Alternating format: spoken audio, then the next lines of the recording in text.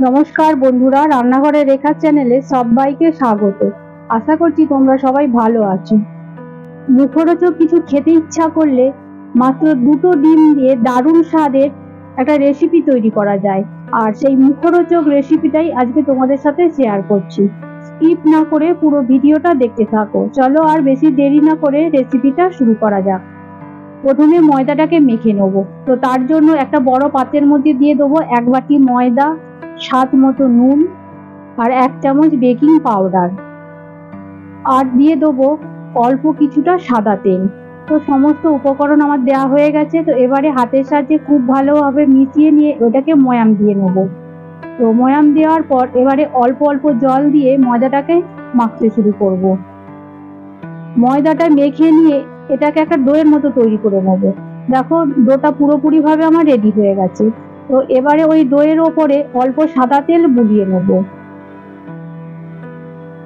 তেলটা ভালোভাবে লাগানো হয়ে গেলে ঢাকনা দিয়ে ঢেকে এটা 30 মিনিট আমি রেস্টে রেখে দেবো।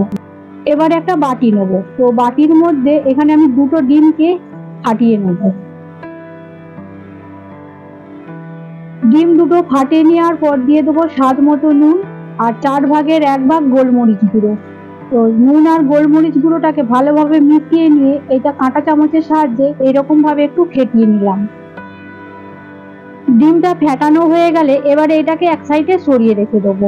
তো তারপর একটা বড় পাত্র নেবো। সেই পাত্রের মধ্যে দিয়ে দেবো দুটো মিডিয়াম সাইজের মিহি করে কাটা কুচনো পেঁয়াজ।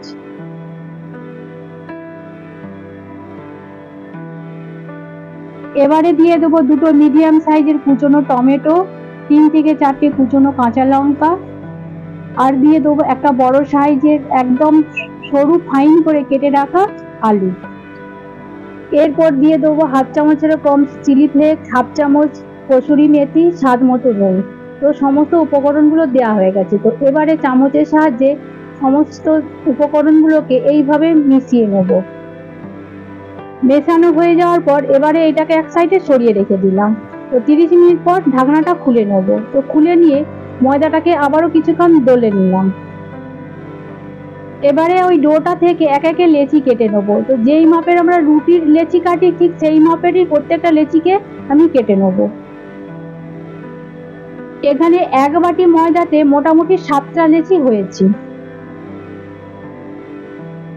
একই রকম ভাবে সমস্ত লেচি এইভাবে কেটে একটি পাত্রের মধ্যে রেখে দিলাম। তো এবারে এক একটা লেচি নেবো। সেই লেচিটাকে চাকির মধ্যে ভালোভাবে গোল পাকিয়ে নেবো। তো গোল পাকিয়ে অল্প তেল দিয়ে এটাকে আমি বেলে নেবো। তো এটাকে রুটির মতো করে বেলতে হবে, গোল করে, একদম পাতলা করে। মোটা থাকলে কিন্তু এটা ভালো তৈরি করা যাবে না। একদম পাতলা করে এটাকে বেলে নিতে হবে। দেখো ঠিক এই রকম পাতলা করে আর গোল করে এটাকে বেলে নিলাম। রুটির মতো করে বেলে নেওয়ার পর তো এর ওপরে আমি দিয়ে দেবো ডিমের গোলাটা। ঠিক এইরকম চামচ দিয়ে পাতলা করে ডিমের গোলাটাকে ভালোভাবে চারিদিকে লাগিয়ে নিতে হবে।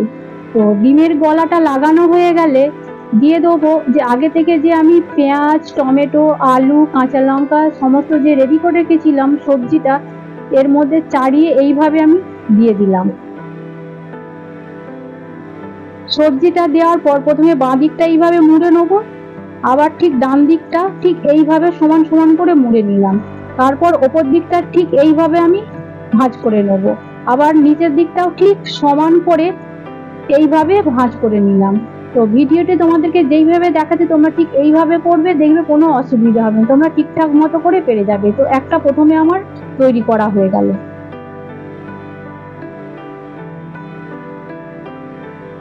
একই রকম ভাবে সমস্ত প্যাটিসগুলোকে তৈরি করে একটি পাত্রের মধ্যে আমি রেখে দিলাম।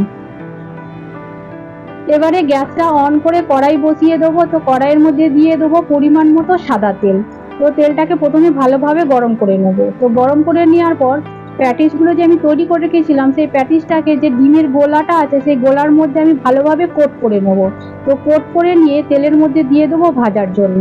তো এই সময় গ্যাসটাকে একদম কমিয়ে এটাকে ভেজে নিতে হবে। দেখো এক পিঠ ভাজা হয়ে গেছে। তো অন্য পিঠটা ভাজার জন্য আমি উল্টে দিলাম। এটা ভাজতে 2 থেকে 3 মিনিট সময় লাগে। দেখো প্রথমের প্যাটিসটা আমার ভাজা হয়ে গেছে আর কতটা সুন্দর ফুলেছে। তো এটা একটি পাত্রের মধ্যে তুলে নিলাম। তো এইভাবেই তৈরি হয়ে গেল এগ প্যাটিস। তো এটা একটি পাত্রের মধ্যে আমি সার্ভ করে নিলাম। এই মুখরোচক এগ প্যাটিস বিকেলের চা বা সন্ধ্যে চায়ের সাথে খেতে একদম জমে যাবে। এই রেসিপিটা তোমাদের কেমন লেগেছে? আর ভালো লেগে থাকলে একটা লাইক করে দিও, আর শেয়ার করে দিও, আর কমেন্ট করে জানিও তোমাদের রেসিপিটা কেমন লেগেছে। আর কমেন্ট করে জানালে কি হয়, নতুন নতুন ভিডিও করার আগ্রহ বাড়ে। আর আমার চ্যানেলটিকে প্লিজ তোমরা সাবস্ক্রাইব করে দিও। ভালো থেকো, সুস্থ থেকো, ধন্যবাদ।